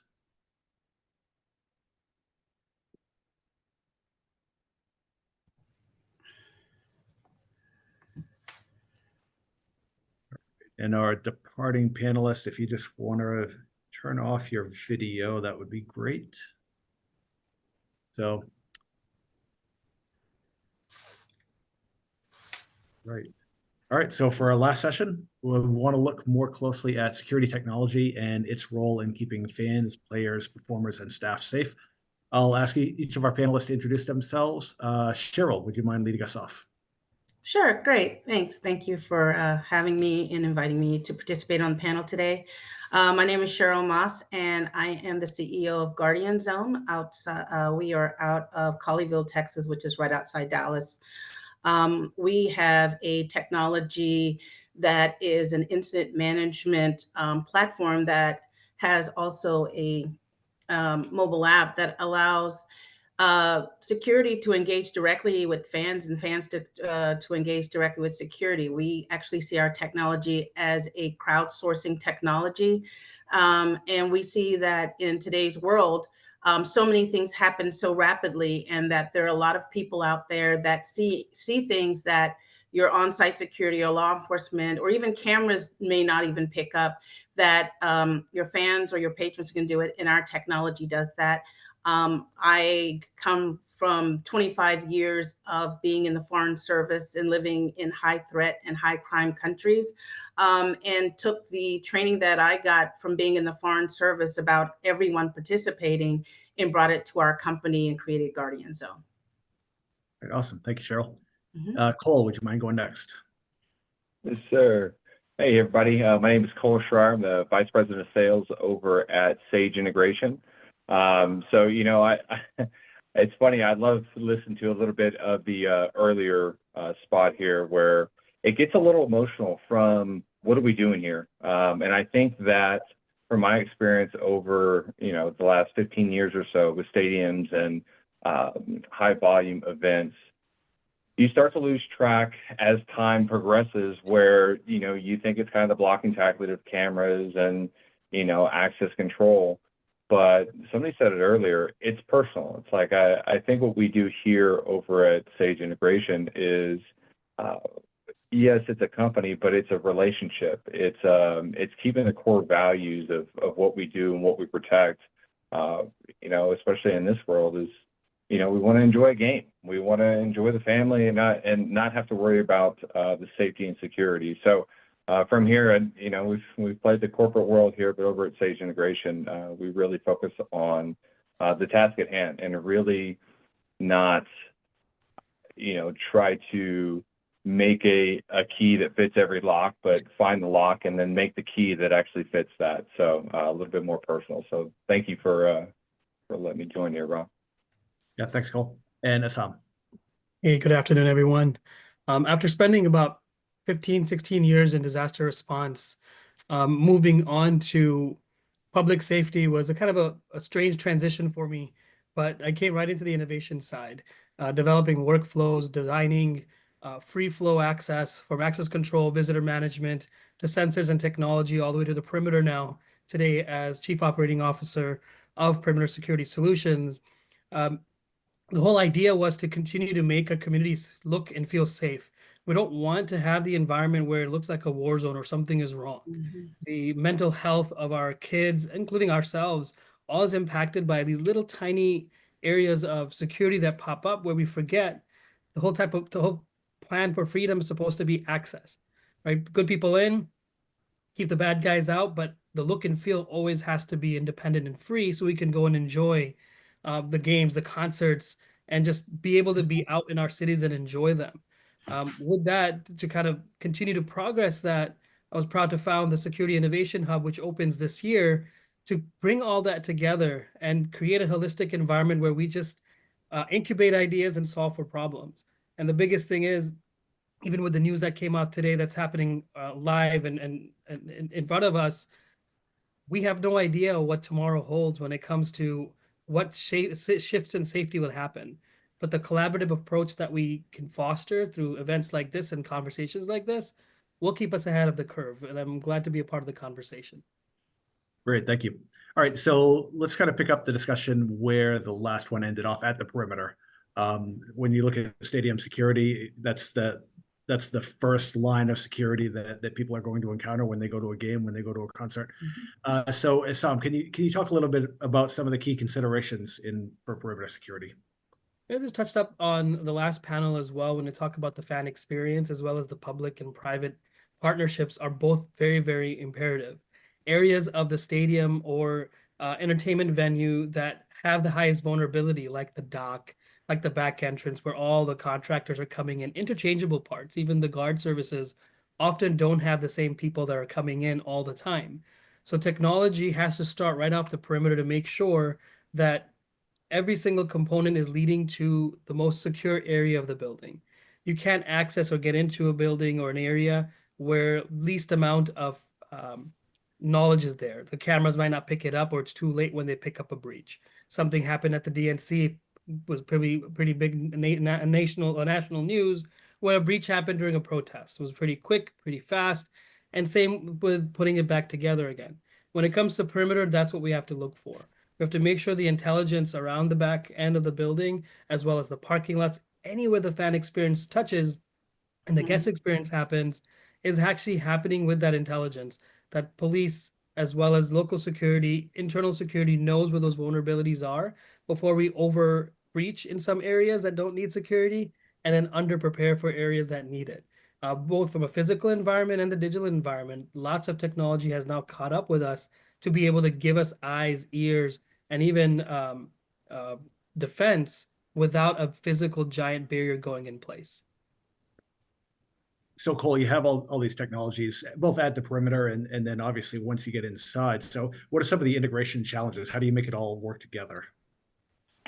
You know, it seems like over the past 10 years or so, the AI and analytics, those two big words have been thrown out. And, you know, it kind of blankets everything. And I think we come to the same point in any type of stadium is, okay, well, we know this is out there, but why can't we use it? Or can we use it? And, you know, you get the kind of the blank stare sometimes from a sales side saying, well, there's an open ABI, so surely it must work. Well, of course, in theory, things work. And I think what happens too, again, following up on the conversation previous to this, is really trusting the partner to really roll up the sleeves and say, okay, what is the problem? If it is a perimeter, if it is, you know, you see some of those documentaries on Wembley and things like that, how it just chaotically goes out of control. If you can prevent something like that, then we have the technology to do it. It's up to the partner and that end user at the stadium to say, okay, here's our problem. Let's go back to the manufacturer. Let's go back to our engineering team and really solve this and not give up until it happens. I think a lot of the times, though, you know, from an integration standpoint, like, well, you know, we're going to go ahead and put this together. We're going to do a pilot. It's going to look great. And then you can't afford it. And one of the things that I always think about is we were very involved within the Uvalde shooting 2 years ago, more so after the fact. And you think about that, you think about all the incidents that have not happened at stadiums. You haven't seen the real kamikaze go up through and just drop inside of an open air stadium. You haven't seen that yet.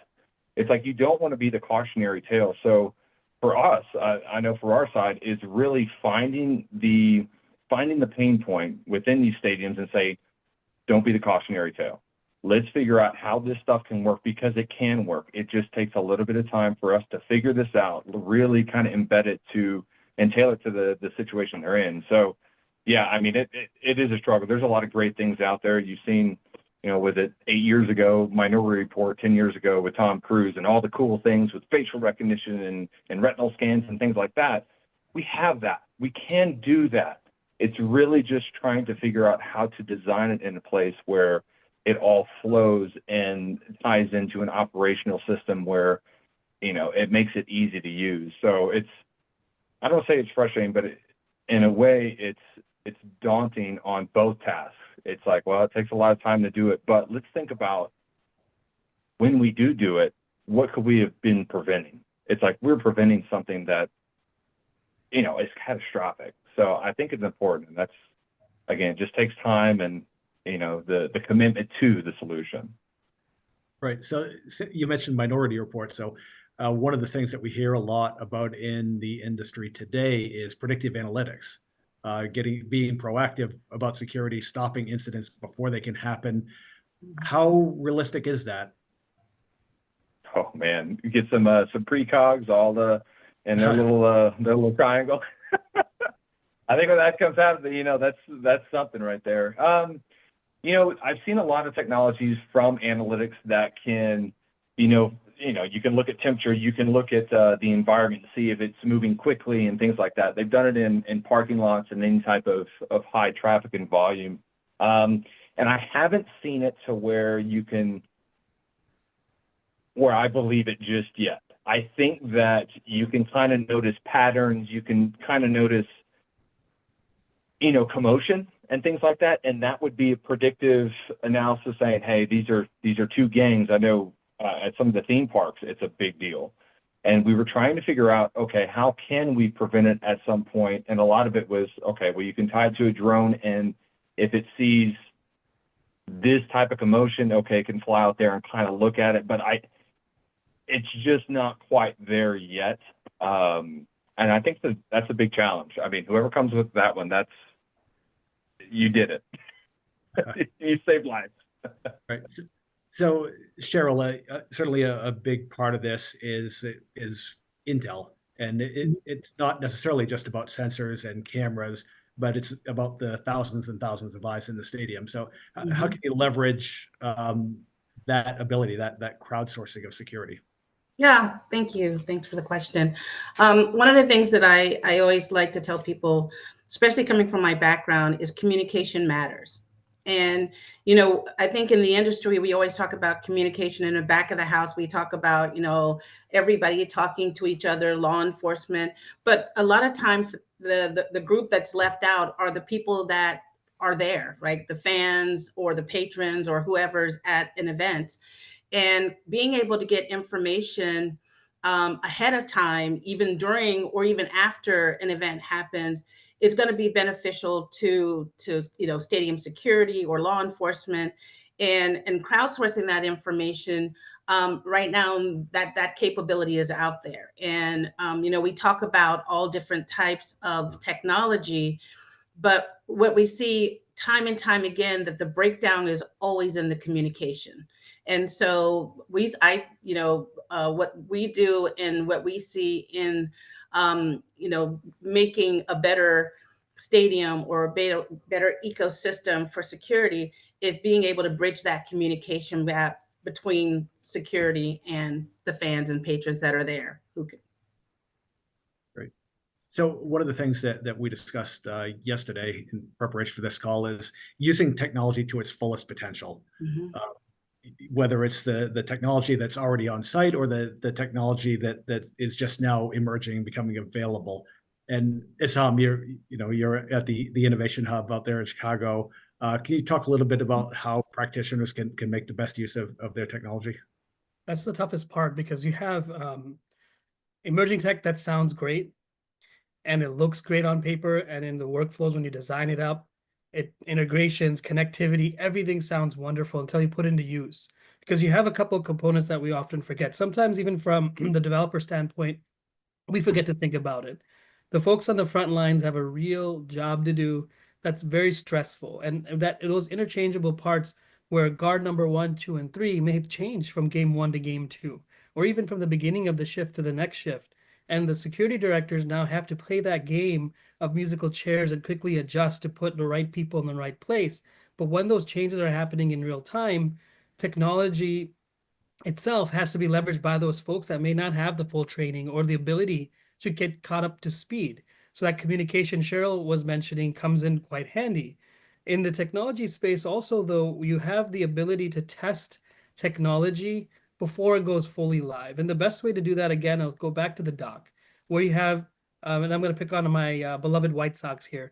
You have 3,000 folks that'll come into the game, not to watch the game, but to work at the stadium. And you have 17 people at the stadium to watch. 3,000 people coming to work and 17 people to watch. Those folks are giving us the real-time data that we can use to see how that function works for that technology. Weapons detection, people movement, knowing when players have friends and families coming and quickly getting them in. All of that has to be managed by those folks. So at the hub, what we end up doing is we try to create that environment where we can test at that capacity level. So the practitioners are getting used to the tech and understanding which of the features they don't use. And I remember creating a visitor management flow that had all the bells and whistles in the world. At the end of the day, the facility was simply using the invite feature you could use on Outlook.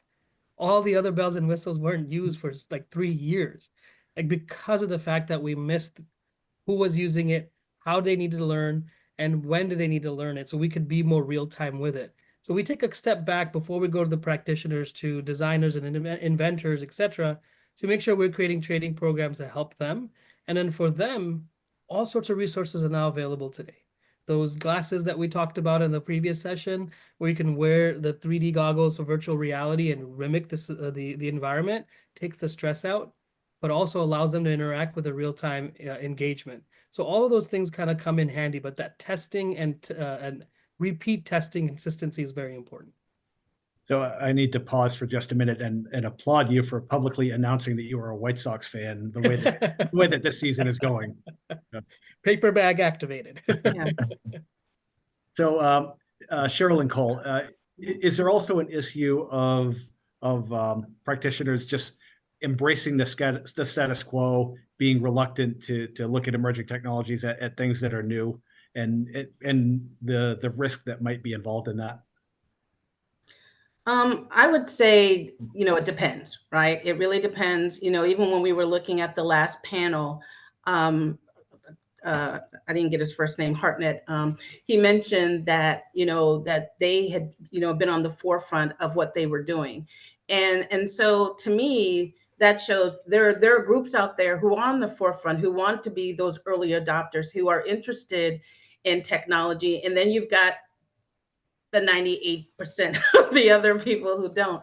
And I think sometimes it's difficult, even for, as you said, the status quo. If you're a large company, if you're a well-known company, if you've been out there, if you've been in the industry a long time, people are going to trust you even if you roll out a new technology or a new product. But when you're a small company and you're just coming into the industry, maybe from another industry, and you're bringing a product, a lot of times the door is not open. It's a lot harder to break down that door and to get in. Cole, what do you see Yeah. with your clients? Yeah, I'll follow up that too. I mean, it's one of those things where if you're a security director of a stadium, there's a lot. I'm gonna say there's a lot at stake, but there is a lot at stake. There's a lot of people that come in. It's kind of like the pile of the plane. There's a lot that can happen. So I think that any reluctance towards new technology is I need to see it to believe it kind of thing. And I'm that way too. Is okay, you're putting a lot of claims here. I know we've got GSX that's next week. There's going to be a lot of claims from a lot of different booths here, and all of them are the best. So one of the things that, again, from an integration side, is we never push anything that we haven't seen really be pushed to the brink. So within stadiums, I think if they have a testimony from another stadium, or hey, let's try this out. Let's try this out for a solid month, break it. If you can break it, then, hey, that means I need to do something a little bit better here. But to the previous conversation, it really goes into the trust is the person with this emerging technology. I'm going to see this through the entire process here. So the risk, it takes away the risk, and I can do this right now. And it takes away the time. It's like, I don't want to, you just show me what it looks like. And I think that that's where we need to get to, is give me a solution right now, and then we'll go ahead and talk here. Personally, I think that's where it needs to go, because again, everybody talks. I mean, the NFLs and MLBs and FCs. I mean, they all have a preferred type of standard. Let's just say. So going outside that standard, it's scary, I'd say. But I think from any kind of emerging technology, you got to prove it. I mean, and it takes that opportunity. And Ron, I'd like to say it also comes down, and we talked a little bit about it yesterday, was the relationships and trust, right? At the end of the day, it's always about those relationships, and we're always trying to build those relationships, and then we're building that trust. So I think all of that is part of it. And I think that, as we roll out new technologies, and I can imagine that a lot if you're at a stadium, or or any venue, and you're constantly getting people trying to sell you something, and here's the next best wibble, and here's the next better mousetrap. You're overwhelmed. And if you're not a person who's really big in technology yourself, you're really, really overwhelmed. And so therefore, you either get it from the guy that you kind of know and you've known already and you have a relationship, but it goes back to also the comment of, but you only use it 50%. The other 50% you never touch, you never do anything with, even though you're paying for it. Right. And of course, the other big challenge, especially when it comes to emerging technology, is budget. Yes. So I'm sure every client you've talked to has budget constraints that they're dealing with. So how do you help them to overcome that if they're looking to enhance their security system? I'd say cost versus price. You want to go, Cheryl? That's all right. Go ahead. So a couple different ways. So one way that we approach costs is a lot of the times is phased. In any kind of deployment, if there's an analog system out there, there's ways that you can kind of phase yourself into 2024, 2025. So a lot of it deals with the infrastructure. So that's usually the easy way to go. where it's palatable on a budgetary side. They can present it that way, and you have a 5-year plan. I think the other side is, I mentioned before, is cost versus price. Is, let's just say you don't do anything. Let's say that drone comes in Super Bowl and knocks out a row. Well, that's a problem. That's a problem that's far beyond. That's losing attendance. That's investigations. That's now you're closing events now. So this $100,000 just turned into $10 million for years to come. And now I'm not going to go to a game because now, they don't have this. So there's a couple different ways to think about it. But I think the threat is real. So, I think if they think about that, it maybe it encapsulates that a little bit better. And Cheryl, what were you going to say? Well, I was gonna say a little bit of what he said, but what I wanted to add to what he said, what Cole just said, is that, we talked about fan engagement in the last panel as well, and the fan experience, right? And when it comes to their safety, you'd be amazed of how many people want to engage and be supportive of your on-site security and law enforcement. I mean, you see it over and over.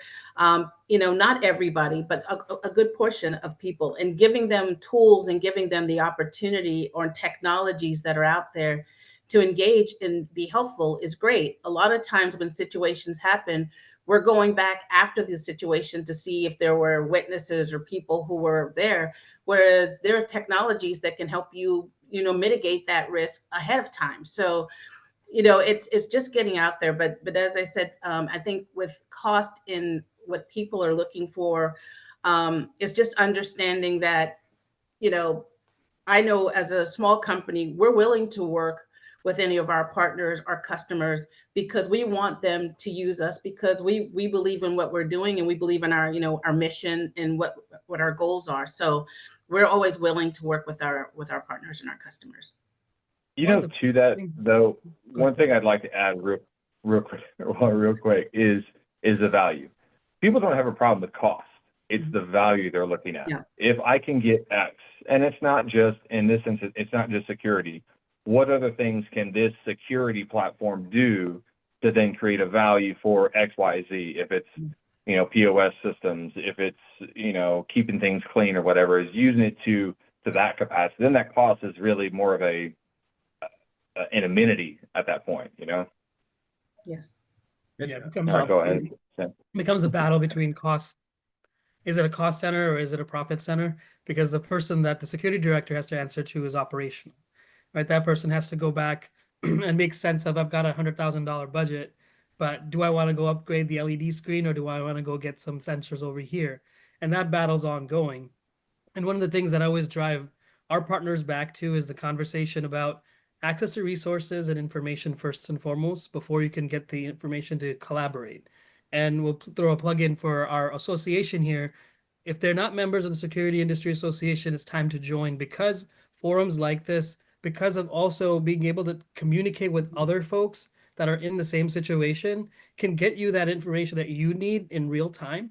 For example, federal grants. There was a paper that just got released by SIA about the grants and that's available, federal grants, etc.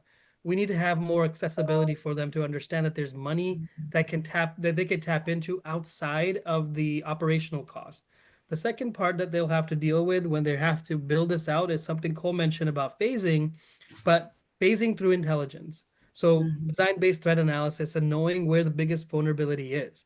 If you can address that vulnerability, even if from the perimeter side, we know that, look, you're solid there, we'll be happy to be able to turn around and tell them this is where you need to spend a little bit more time on. Because the fact is, if we can keep that safety open and that trust open, the stadiums are going to fill. You're going to have fan experiences expand beyond the stadium into the parking lots, from tailgates to concerts to summer events when the stadiums are not as packed, if they're, football stadiums or basketball stadiums, etc. And to be able to get to that phase, again, access to resources are going to be critical. What the directors are also looking for is a colleague to lean on every now and then. The amount of folks that end up coming locally here in Chicago to the United Center, which has been very, very on the forefront of looking and testing different technologies out, and they become a knowledge center of sorts. But again, that knowledge is going to be kept into a little bucket unless you kind of join these open forums where we can get that information out to. And I think that's step one. It's not coming out of your operational cost. There is money out there that you can utilize, but when you do have to spend that $10, let's spend it wisely. We can give you the business case collectively. Any of the folks on this call could give you that analysis and get someone, if you haven't done a threat analysis before, to figure out where the biggest vulnerability is. I'm forgetting what the stadium name is now, but a few years ago when the football stadium for the Rams opened, SoFi, that roof comes all the way down to street level. And everyone that I know is thinking, I could skateboard on top of that. You're talking about drones coming in. It's like, oh my goodness, what were you thinking? Those are the kind of things that drive you nuts.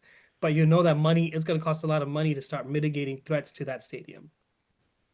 All right, so we are at the top of the hour, unfortunately. So, but before we wrap things up, I'd like to go around the room and just see if you have any last words or one or two key takeaways. So, Cole, I'll put you on the spot first.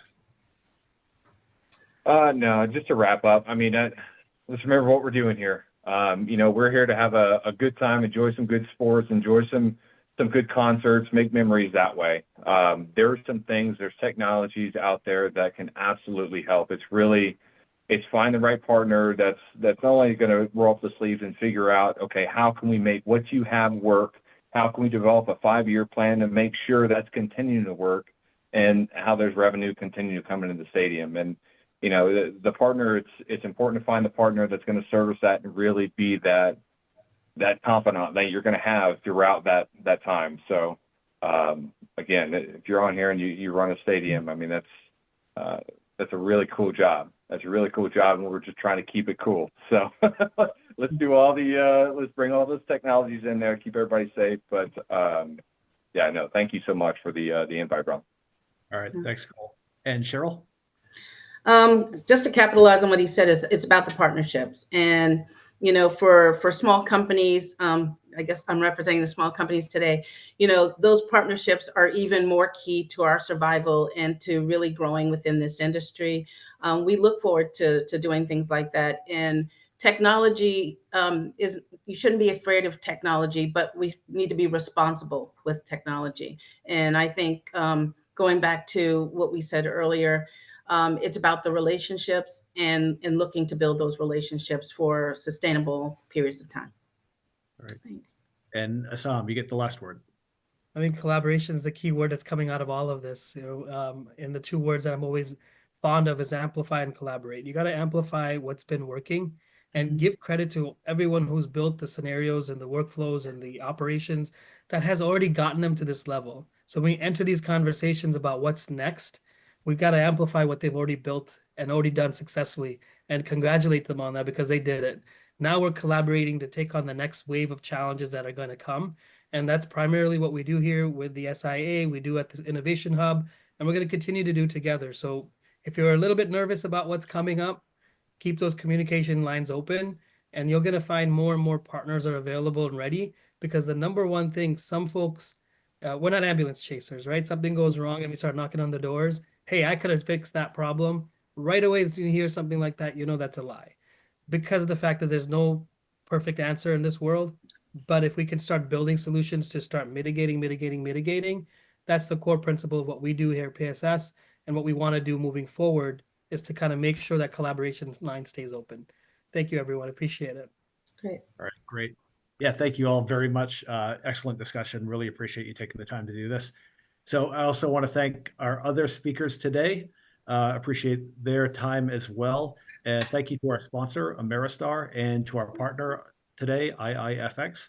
And I'd like to invite all of our attendees to join us on November 7th for our next Vertical Insight Symposium that will focus on retail security. Until then, thank you all for your time and have a great day. Thanks, Ron.